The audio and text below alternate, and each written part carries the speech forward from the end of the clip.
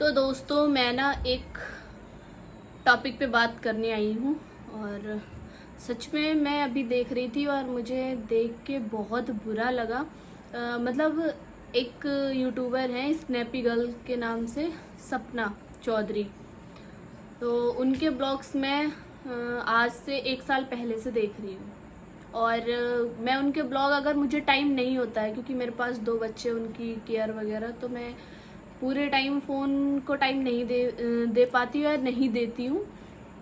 लेकिन मैंने उनको सब्सक्राइब भी कर रखा है और उनके, अगर मेरे को टाइम नहीं होता तो मैं उनके ब्लॉग चला के साइड में फ़ोन रख देती हूँ और अपना काम करती रहती हूँ। अब आप लोग सोचेंगे क्यों मैं उनका चला के रख देती हूँ।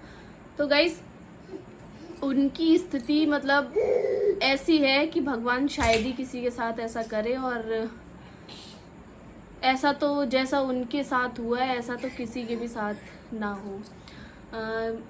जब उनकी मतलब जो आप लोग, काफ़ी लोग हमारे जो ऐसे सब्सक्राइबर होंगे जो उन्हें फॉलो भी करते होंगे या उन्हें देखते होंगे, तो उनकी 2 शादियाँ हुई थी। पहले हस्बैंड थे उनके सूरज जी, दूसरे राजवीर जी। तो अभी कुछ दिन पहले उन्होंने सूरज जी की कुछ रिकॉर्डिंग्स भी डाली थी कि सूरज जी उनके साथ क्या करते थे और कैसे कैसे उनको रखते थे, और ये इन सब के पीछे का हाथ उनके सास ससुर का था, ऐसा कुछ उन्होंने डाल रखा था। और लेकिन हाँ, राजवीर जी की वो बंदी तारीफ़ कर रही थी कि उन्होंने मुझे प्यार दिया, सब कुछ, उन्होंने मुझे कभी कुछ नहीं बोला।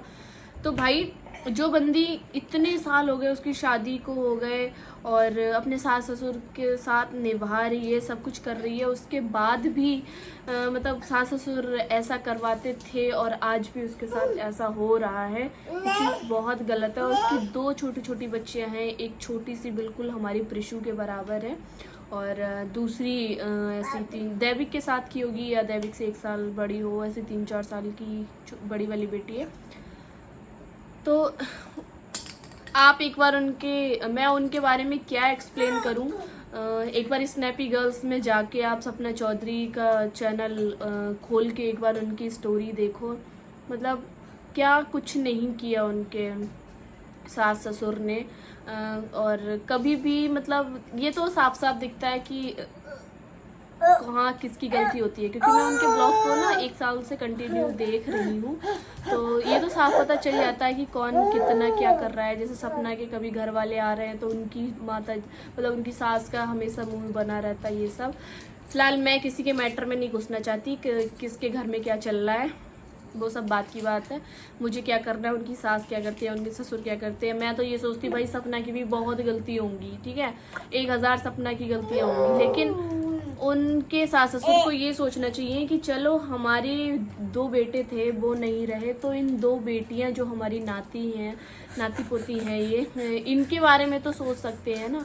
तो उनको उनकी तरफ सोच के इतना बड़ा कदम ना उठाते।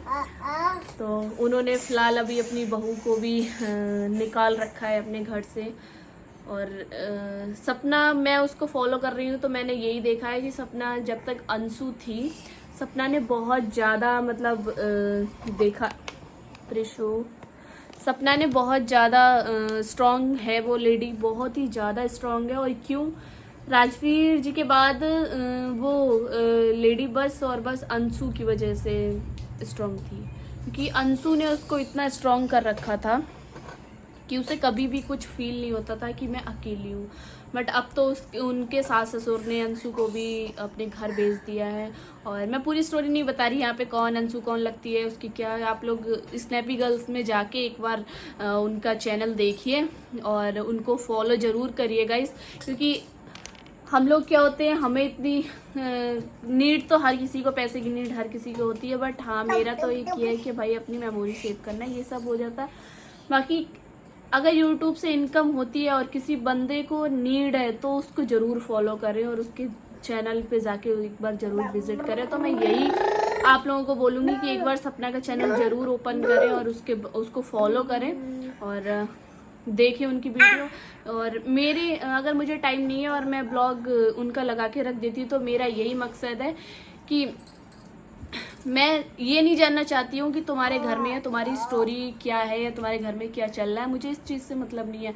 मुझे इस चीज़ से मतलब है कि अगर तुम्हारी इस वीडियो से तुम्हें इनकम हो रही है तो मेरे फ़ोन से वो पूरा वॉच टाइम आपको मिले और आपकी अच्छी इनकम हो, ताकि आपकी लड़कियां जो हैं, छोटी छोटी 2 बेटियां हैं, आप उनको पाल सको।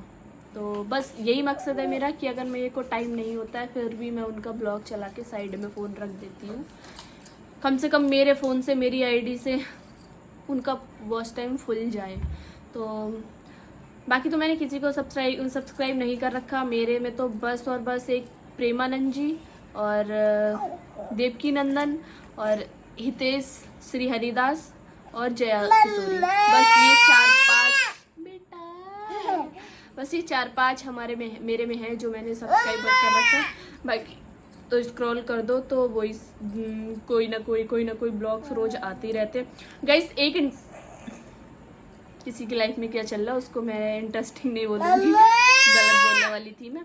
तो एक ब्लॉग यूट्यूबर और हैं, प्रेरणा ब्लॉग और पम्मी डैडा ब्लॉग। गाइस अभी मैं दुबई गई थी, तो जिस दिन मैं दुबई गई थी उस दिन 1 दिन पहले 2 दिन पहले मैंने उनका ब्लॉग देखा होगा, और सच में मैं उनको अच्छा खासा छोड़ के गई हूँ यार।